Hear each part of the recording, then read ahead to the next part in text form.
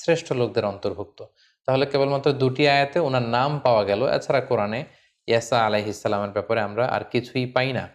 বিভিন্ন তাফসির গ্রন্থে উল্লেখ হয়েছে যে ইয়াসা আলাইহিসসালাম তিনি ওনার আগের নবী ইলিয়াস আলাইহিসসালামের কাছে লালিত পালিত হয়েছেন।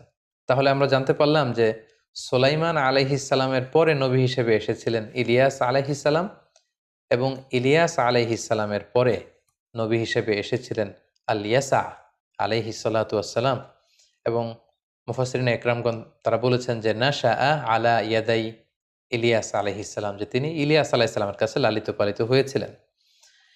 এবং ইবনু কাসির আলাইহি রহমা উনি ওনার কসাসুল আম্বিয়া গ্রন্থে উল্লেখ করেছেন যে কানা বাদা ইলিয়াস আল ইয়াসা, সুস্পষ্ট তিনি বলেছেন ইলিয়াস আলাইহিসসালামের পরে পৃথিবীতে যিনি নবী হয়ে এসেছেন তিনি ছিলেন ইয়াসা আলাইহিসসালাম।